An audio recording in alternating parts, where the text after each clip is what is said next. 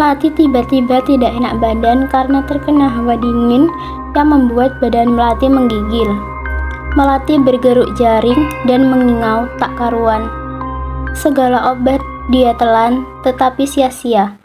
Tepat di malam purnama pada hari ke-7. Minum obat dulu ya, biar cepat sembuh.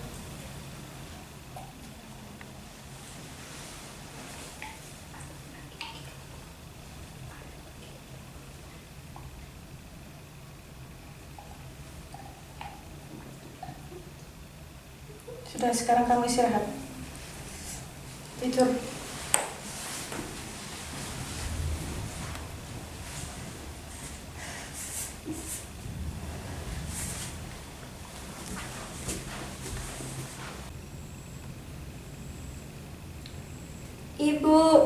Ibu, kepala saya pusing, Bu, sakit. Loh, Nak, kamu kenapa? Loh, badan kamu panas. Kamu demam ya? Loh, Melati, kamu kenapa? Loh, Melati, dengerin Ibu. Melati, kamu kenapa? Para tetangga berdatangan untuk membantu persemayaman. Sedangkan sang ibu masih tetap menangis melihat sang putri yang sudah berselimut jarik baru bermotif kawung yang aroma lilinnya belum luntur.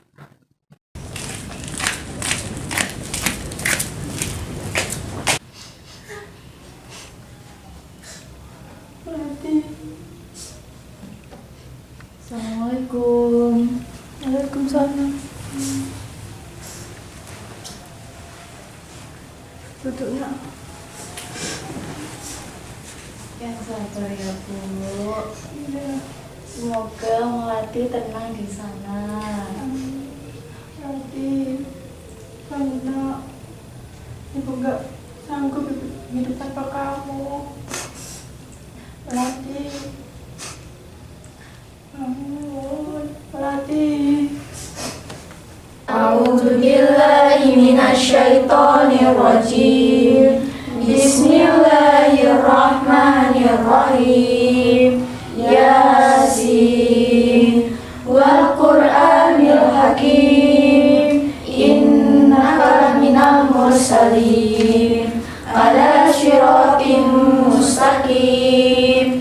Tanzilal azizir rahim.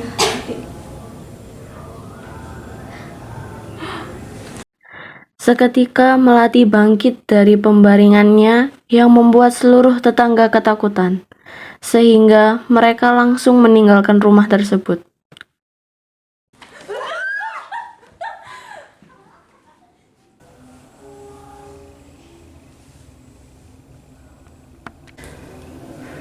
Melati. Bu, ini kenapa? Sejak itu, Melati memiliki linuwih. Kemampuan lebih tiba-tiba dijatuhkan begitu saja dari langit. Ia bisa tahu siapa saja yang dijemput ajal. Pertanda itu menghampirinya dalam bentuk aroma jarik baru, yang bau lilinnya masih pekat. Persis bau pertama yang Melati cium setelah bangun dari matinya. Jika aroma itu makin kuat, maka makin dekatlah ia pada si calon mayat. Ibu, Iya, Nak, ada apa? kemarin saat aku tertidur, ada yang memberitahuku jika aku bangun kembali, aku mempunyai satu kelebihan dalam diriku. Kelebihan? Apa yang mau bicarakan, Nak? Inui, itu Bu salah satu kelebihanku. Linui? Apa itu? Iya, Bu. Jika ada orang yang beraroma jarik baru mendatangiku, merupakan tanda penghormatan akan adanya sebuah kematian yang terjadi pada seseorang. Beneran kamu, Nak? Maka selelah atau sesibuk apapun, bila aroma jarik baru mendatangimu, kau akan mencari sumbernya dan mengunjunginya untuk tanda penghormatan. Bukankah itu inti hidup? Perjalanan demi pencarian yang mengantar pada kepulangan sesungguhnya. Beberapa hari kemudian, Melati bersama dengan ibunya di kamar sedang melipat beberapa kain jarik.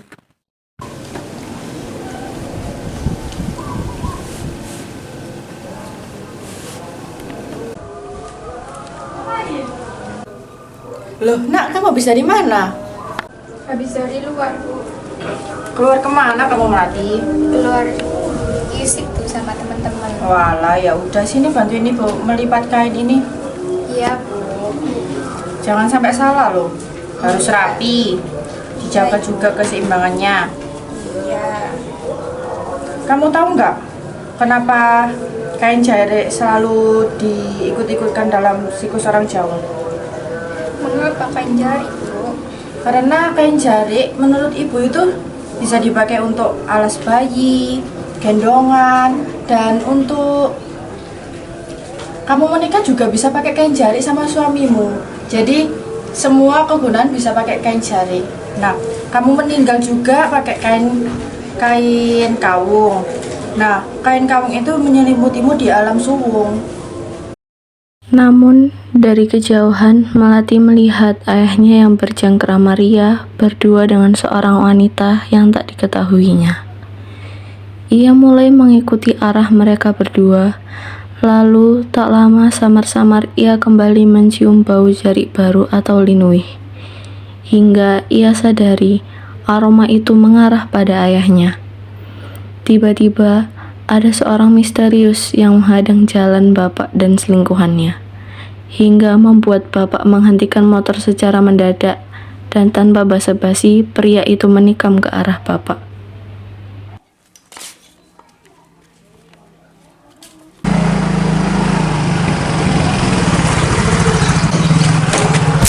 Wanita itu panik, terkejut tak tahu harus apa hingga ia berusaha sekuat tenaga mengucapkan kata pertolongan. Tak lama, para warga berkerumun dengan niat membantu, dan ada juga yang karena rasa penasaran, sehingga suasana berubah menjadi sangat ricuh.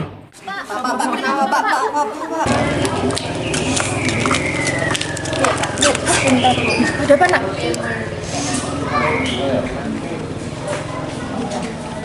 Suasana ricuh itu tak luput dari kedua mata Melati dan ibunya. Mereka langsung segera berlari ke arah TKP dengan Melati yang mengawali. Ada apa, Bu? Permisi. Bapak. Bapak, kenapa, Pak? Bapak. Kamu siapa? Kamu siapa? Aku istrinya. Kamu siapa? Aku anaknya. Melati yang sontak terkejut, perasaan kecewa hingga sakit hati pun ia rasakan. Namun yang membuatnya lebih terkejut ialah ada aroma linuih yang tak kunjung pudar dan tetap terlintas pada indera penciumannya. Ia mulai menyadari bahwa aroma itu bukan tertuju pada bapaknya saja, namun bisa saja orang di sebelahnya. Tak kuasa ia untuk memahami sebuah kemampuan yang baru-baru ini dimilikinya. Ia langsung menutup mulut karena tak percaya dan pergi dari TKP.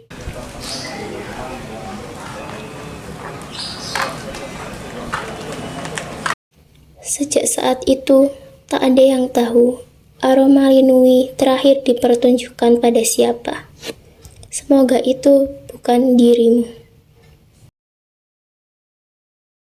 Beberapa bulan telah berlalu. Suatu hari ada tetangga desa yang ingin memberi beberapa kain jarik yang tak terpakai. Tak lama tiba-tiba terdengar suara pintu diketuk dari arah luar.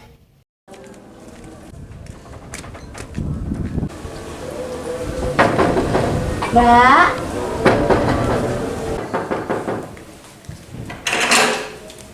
Iya, ada apa, Mbak? ini loh Mbak, kan aku udah lama sih nggak pernah pakai jari. Iya. Kan Mbaknya itu sering pakai toh. Iya, Jadi benar. aku mau niatan ngasih.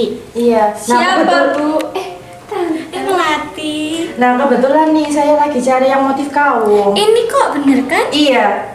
Ya, kasih ya, Mbak. Ya duluan ya Mbak. Iya.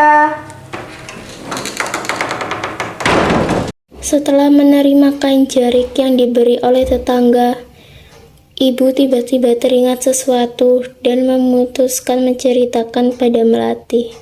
Melati, ibu jadi teringat dulu engkau nyasil dan diselamatkan, tapi ibu berjuang untuk. Iya kak Bu, terus. Iya Melati, persis ketika kamu terakhir kali yang sempat dipanggil sang ilahi, ibu ikhlas meskipun ada rasa sedikit gundah di rasa hati ibu.